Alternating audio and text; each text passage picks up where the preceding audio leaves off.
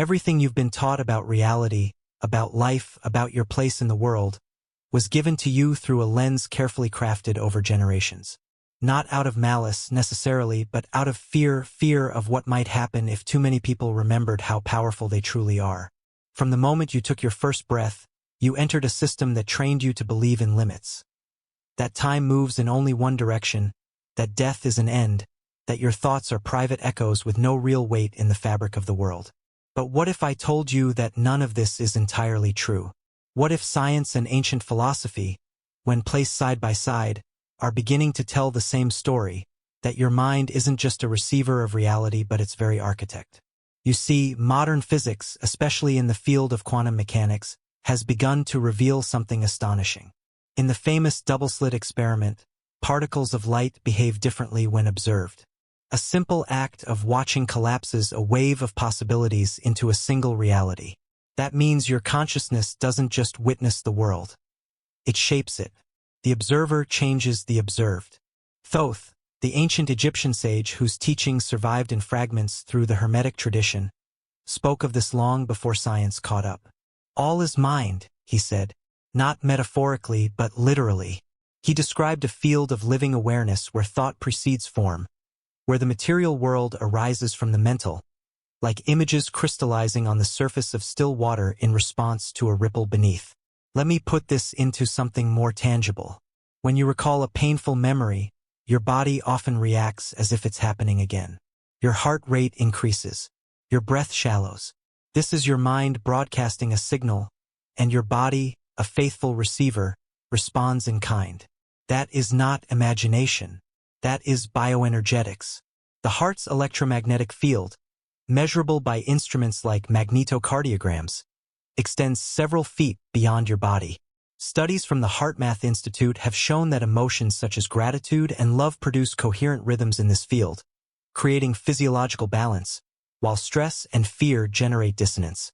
What Thoth taught symbolically, science is now confirming in biological data.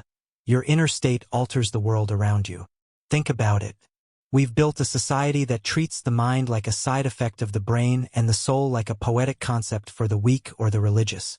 Yet, studies in neuroplasticity reveal that your thoughts can physically reshape your brain. Not just its content, its very structure.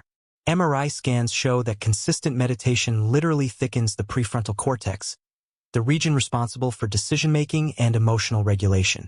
And these changes aren't reserved for monks in temples.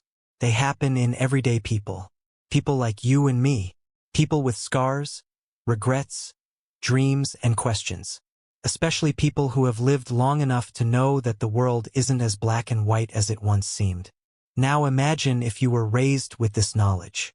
That every belief you hold is a thread in the fabric of reality. That the system you live in, from education to entertainment to religion, has subtly but effectively trained you to outsource your power. You were taught to worship authority, to fear mistakes, to trust experts more than your own inner voice. But wisdom isn't exclusive to youth or academia. In fact, it often arrives precisely when the world grows quieter and you begin to hear the things that were always there, beneath the noise. Your age is not a limit. It's a lens. A refined lens sharpened by time and pain and beauty. And now, perhaps more than ever, it's time to refocus that lens inward. Because here's the truth that's both liberating and challenging. You are not at the mercy of life's currents. You are the current. The way you think, the stories you tell yourself, the emotions you allow to flow or fester, these are not trivial. They are frequencies shaping the field of your experience like tuning forks shaping water. The ancients painted this truth in symbols because they understood that raw power in the wrong hands becomes manipulation. But in wise hands, like yours, it becomes medicine. So what do you do with this truth? You begin where you are. Not with grand rituals or impossible goals, but with attention. Begin to observe how you speak to yourself, how you speak to others, what emotions you feed daily. Ask yourself, when I wake up, am I rehearsing the past or creating the future? When I sit in silence, am I escaping or listening? The work isn't out there. It's in here, and you already have what it takes. You've lived through so much. You've buried people, lost things, faced change after change. And yet here you are. That is proof of strength. Now let's turn that strength inward. Let's remember not just who we are, but what we are. A spark of the greater mind, not separate from creation, but the very instrument through which creation continues. If you're still breathing, you're still creating. And if you're still creating, then the story is not over. Let it begin again, not from the noise of the world, but from the quiet power within you that has been waiting patiently for you to remember. If you've ever walked into a room and felt something shift before anyone even spoke, then you already know what science is just beginning to articulate. Reality responds not just to matter, but to meaning. Not just to physical presence, but to the invisible signals we broadcast with every breath, every emotion, every thought. Thoth, the ancient philosopher-scientist, understood this deeply. He didn't speak in parables to be poetic. He encoded wisdom in metaphor because he knew that truth, when veiled just enough, survives the ages. Today, his teaching that all is mind is being echoed by the discoveries of quantum physics, neuroscience, and epigenetics. It is no longer merely philosophical to say that your thoughts shape your world. It is scientifically grounded. When we look at the quantum field, we don't find solid particles but possibilities. Probability clouds that only collapse into something measurable when observed. That means the act of observation is not passive. It is creative. Your attention literally participates in the shaping of form. And if this sounds abstract, let's bring it closer to home. The placebo effect, which has been documented in thousands of clinical studies, is not just the power of belief. It is the power of the mind to trigger real, physiological change. People have recovered from conditions like chronic pain, depression, and even Parkinson's symptoms, not from medicine but from expectation. This is not magic. It is mind-body interaction. And what Thoth called the mental plane is now what biologists and physicists call the field, a space where consciousness and matter meet. So let me ask you, what are you feeding your field each day? What stories do you tell yourself the moment you wake up? What emotional signatures are you sending out into the atmosphere like radio waves?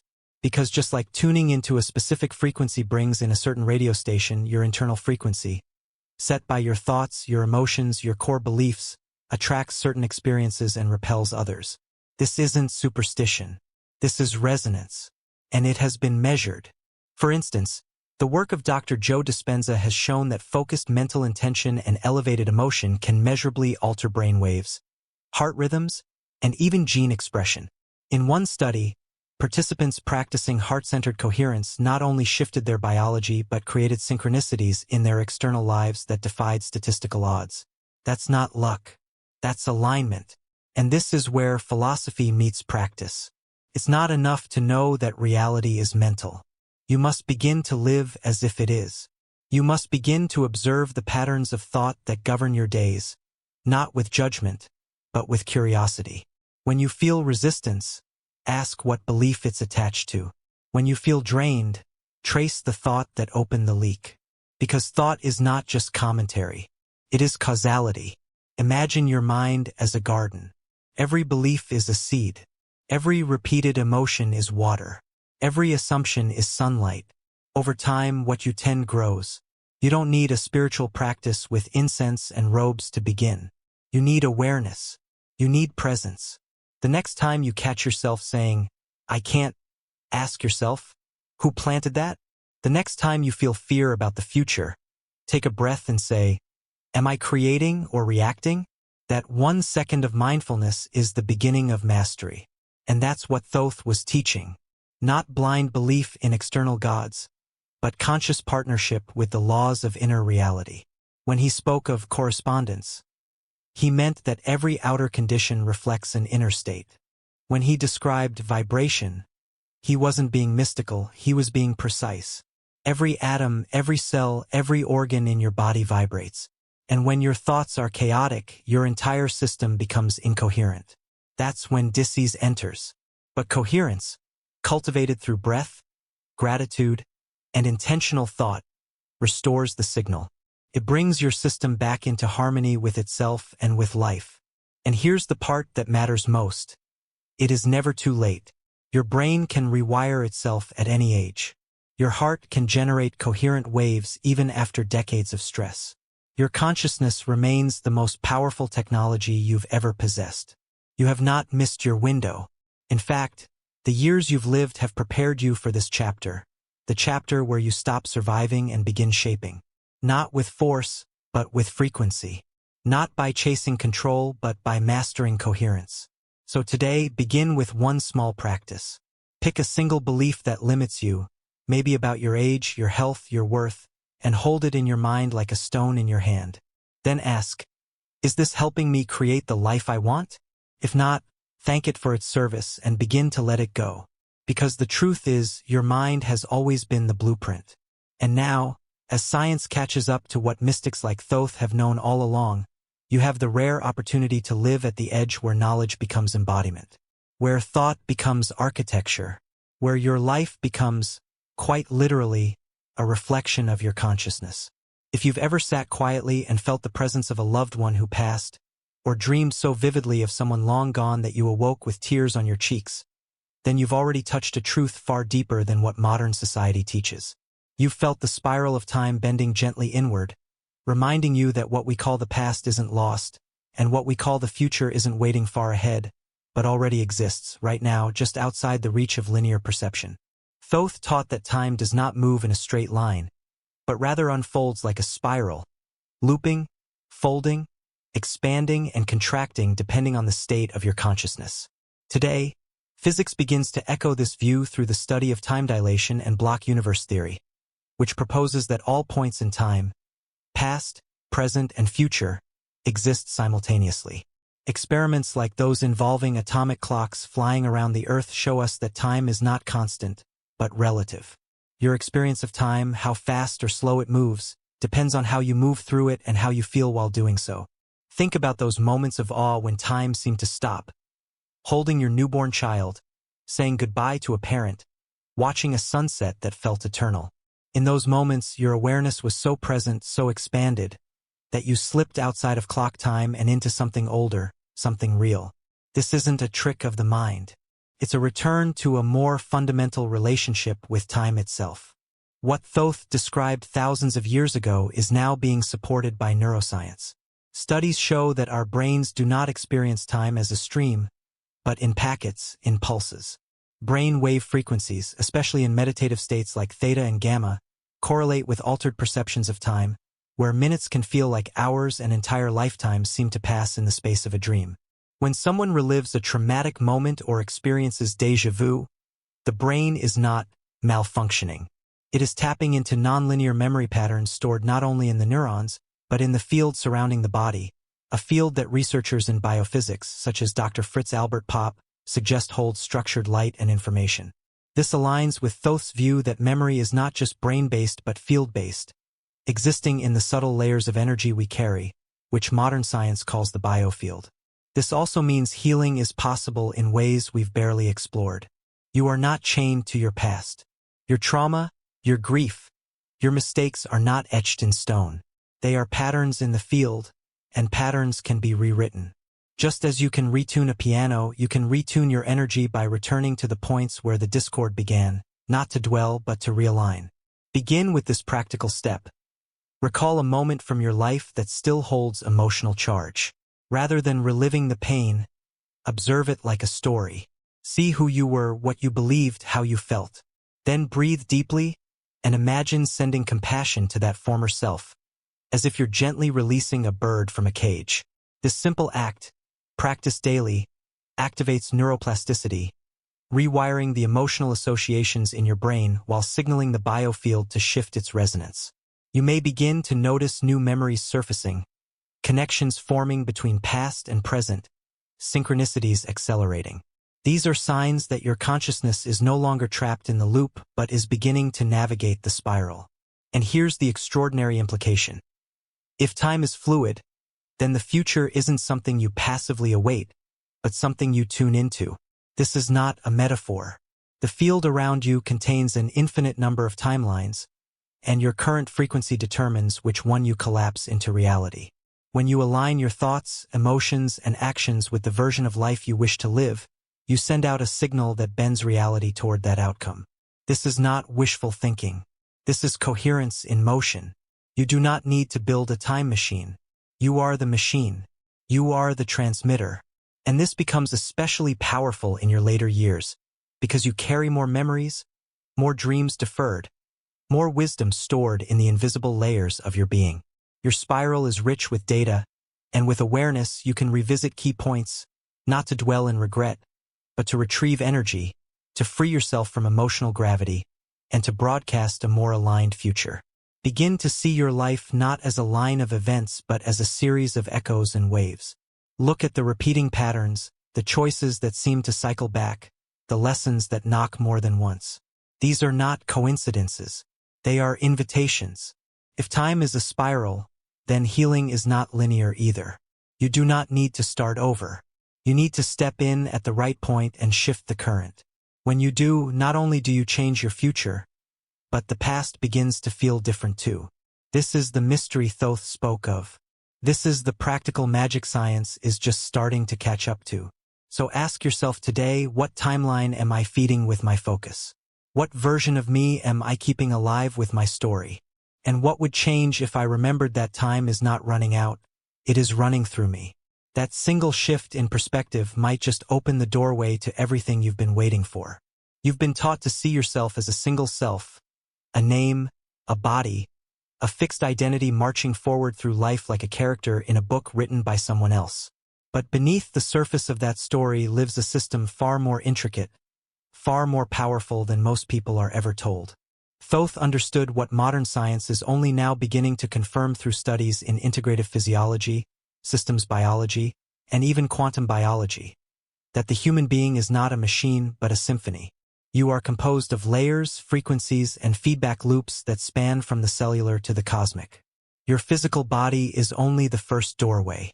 Within and around it exist fields of energy that science is now mapping through technologies like GDV, gas discharge visualization, imaging, and heart coherence monitors, tools which show that your thoughts and emotions create measurable energetic patterns in real time. What Thoth called the energy body and the mental plane, today's research might call the biofield and neuroelectromagnetic signatures. These are not mystical concepts. They are the operating systems that shape how you think, feel, heal, and evolve. And the more coherent these systems become, the more your life begins to flow not through effort, but through resonance. Imagine walking into your home and flipping on 5 radios, each one tuned to a different station. That's what happens when your physical, emotional, mental, and energetic systems are out of sync. You feel scattered, tired, reactive, unsure of your direction. But now imagine tuning each station until they all play the same melody. That's coherence. That's alignment.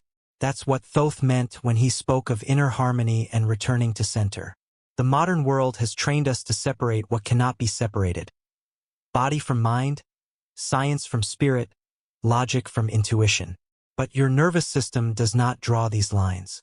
Your vagus nerve, for example, runs from your brainstem through your heart and into your gut, connecting your thoughts to your breath, your emotions to your immune system. When you breathe deeply and intentionally, you are not just calming your mind. You are sending signals of safety and balance through your entire physiology. Studies in psychoneuroimmunology have shown that conscious breathing, gratitude practices, and even focused attention can reduce inflammation, boost immunity, and shift your brainwave patterns from chaotic beta states into calm, restorative alpha and theta frequencies. These states are not passive. They are creative. They give your body the biological signal that it is safe to heal, to release old programming, and to remember its deeper intelligence. This is the essence of inner alchemy, not changing who you are, but removing what no longer serves the truth of your design. Start simply. In the morning, before the noise of the world enters, place your hand on your chest, feel your heartbeat, and breathe in for a count of 4, hold for 4, exhale for 6. Do this for 3 minutes. This is not about performance. This is about tuning your system.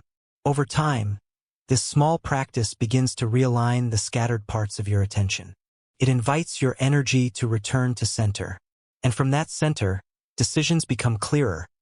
Emotions become signals rather than storms. And your external reality begins to shift in subtle but undeniable ways. You may find old pains surfacing, not to hurt you, but to be witnessed. You may notice old habits losing their pull, not through discipline, but through resonance. That is how you know you're not just changing your life, you're returning to it. The key is responsibility, not in the burdensome sense of guilt or blame, but in the liberating sense of ownership. Every thought, every word, every intention is a brushstroke on the canvas of your life. You are not a victim of your biology. You are the conductor of it. Neuroplasticity has proven that your brain rewires itself based on what you focus on. Epigenetics has shown that your environment, thoughts, and even beliefs influence how your genes express themselves. Your cells are not obeying fate. They're listening to your frequency. So the question becomes, what are you broadcasting? What patterns are you repeating simply because they are familiar, not because they are true? Begin to question the stories you inherited. The ones that say you're too old, it's too late, change is for the young. These are not facts. These are echoes. And echoes fade when you stop feeding them. So take this moment, this breath, and make a choice. Not to be perfect, not to become someone else, but to begin tuning. Tune your thoughts with curiosity. Tune your emotions with compassion. Tune your actions with purpose. And if you miss a beat, that's fine. Life is not asking you to be flawless. It's asking you to be awake. Coherence is not perfection. It's presence. It's the quiet power of knowing that your inner space is sacred, and that tending to it is the first step toward any meaningful change. You have lived long enough to know that the world outside does not always follow reason. But your inner world, when brought into harmony, becomes a compass, a guide, a quiet strength that no system, no belief, no fear can take from you. That is what Thoth taught. That is what science is remembering. And that is what you, in this moment, can begin to reclaim. Not someday, not after you've figured it all out, but now. One breath, one belief, one intention at a time. There comes a moment, often later in life when the noise of ambition has quieted and the mirrors of youth no longer distract, where you begin to ask deeper questions not just about how to live, but how to live truthfully. And this moment, I believe, is the true beginning of wisdom. You have seen enough seasons pass to know that truth cannot be found in appearances or applause. It reveals itself in stillness, in presence, in the soft yet powerful alignment between what you know, what you feel, and what you do. Thoth called this initiation not into an external mystery school, but into your own consciousness. It is not reserved for mystics or scholars. It is for anyone willing to look inward without flinching. And this kind of initiation is not loud. It does not come with rituals or robes. It begins in the quiet realization that you were never missing power, only permission. Permission to trust your own awareness. Permission to embody what you've always sensed beneath the surface. Permission to stop performing and start participating fully in your own life. The science of transformation is catching up to this ancient truth. We now know from the study of neurocardiology that the heart has its own intelligence with over 40,000 sensory neurons that communicate with the brain in complex and influential ways. The HeartMath Institute has found that when you enter a state of heart coherence through gratitude or compassion, your entire system becomes more synchronized. Brainwaves stabilize. Hormones shift. You move into what they call psychophysiological coherence, a state where healing, clarity, and intuitive insight become more available. This mirrors what Thoth taught in symbolic language. When your thoughts, emotions, and actions align with higher principles, reality begins to cooperate with you. It bends not to your will but to your frequency. And frequency, at its core, is the language of the universe. Your words carry frequency. Your breath carries it. Even your silence has a tone. And the world responds accordingly. Consider this practical truth. When you walk into a room carrying tension, people feel it. When you walk in with calm, they breathe easier. This is not psychological trickery. It is energetic transmission. It is why people who have cultivated deep presence often seem to radiate peace without saying a word. You can become one of those people. In fact, you already are. You just need to tune in and let the excess fall away. Begin by practicing presence not as a task but as a return. Each time your mind drifts to the past with regret or to the future with fear, gently bring it back to your breath. One breath, one heartbeat, One moment. This is where life happens. This is where your power lives. And yes, the path will sometimes feel like loss. You may lose identities, roles, relationships that were once safe but no longer true. But what you gain is authenticity. You stop measuring your worth by what others see and start feeling it from within. This shift is not about becoming someone new. It's about remembering who you were before the world told you who to be. That's what Thoth meant when he said the emerald tablets were blueprints. Not commandments, not dogma, but reminders. Keys for reawakening what you've always known but forgotten under layers of conditioning. In neuroscience, we call this process pruning and reconnection. Old neural pathways begin to dissolve when no longer used, and new ones form as you lay down fresh patterns of thought and behavior. This is not theory. It is observable through fMRI scans. Your brain is plastic, meaning it changes with use. Your consciousness shapes its structure every single day. And beyond the brain, your energy field adjusts too. In the field of quantum biology, we see evidence that cells emit biophotons, tiny particles of light which change based on your emotional state. Light, frequency, emotion, thought, all parts of the same living system, and you are at the center of it. So what do you do now, knowing this? Begin to live by design, not by default. Start your day not by reaching for the news or the phone, but by asking, what frequency do I want to hold today? Maybe it's calm. Maybe it's clarity. Maybe it's courage. Set that tone not with force, but with presence. And when life pulls you off center, as it inevitably will, use your breath and your awareness to return. That return is your practice. That return is your mastery. Not a final destination, but a way of being. And the more you practice, the more natural it becomes, until eventually it is not something you do, but something you are. This is the culmination of all the teachings, ancient and modern, that you are not here to be shaped endlessly by the world. You are here to remember that you can shape it by shaping yourself first. Not through ego, not through willpower alone, but through alignment. Through remembering that real power is quiet, steady, and rooted in truth. That truth lives inside you now, not as a concept, but as a living frequency waiting to be embodied. And every moment you choose it, the world begins to shift around you. Not in resistance, but in resonance. Not because you forced it, but because you remembered it was yours all along.